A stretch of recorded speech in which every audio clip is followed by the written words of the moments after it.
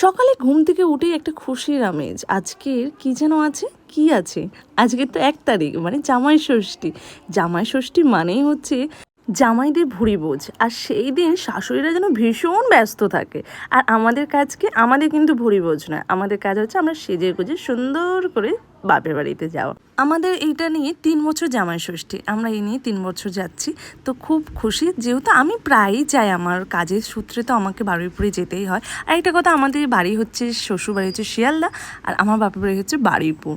তো সেই রকম আমার তো কাজের সূত্রে যাওয়া হয়, কিন্তু জয়ের সেই রকম নয়। জয় হচ্ছে অকেশন পারপাসে যায়, আর আমরা দুজন একসাথে যাচ্ছি, ভীষণ ভালো লাগছে অনেক দিন পর। জামাই ষষ্ঠী মানে রাস্তাঘাটে দেখছি সবাই যাচ্ছে, খুব ভালো লাগছে। আমরা বাইকে করেই গিয়েছিলাম, আমরা সবসময় বাইকে করেই যাই, আর আমাদের বেশিক্ষণ লাগে না, এই 40 মিনিট মতন লাগে।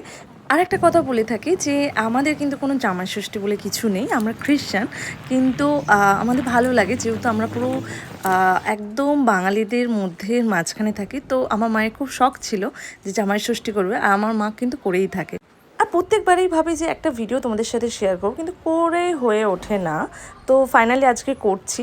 আর আমরা সবসময় যে মিষ্টির দোকান থেকে মিষ্টি নিয়ে থাকি সেটা হচ্ছে কৈলাস।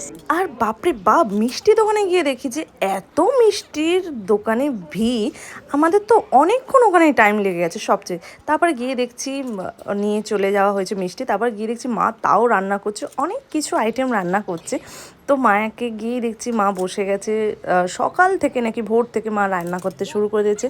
তারপরে আমাদের যেতেই জামাইকে যেগুলো দিয়েছে, জুস থেকে শুরু করে মিষ্টি থেকে বেবি নান থেকে শুরু করে আরও হচ্ছে তোমার ছোলার ডাল, পনির, এগুলো সবই কিন্তু আমাদের নিজেদের হাতেই করেছে।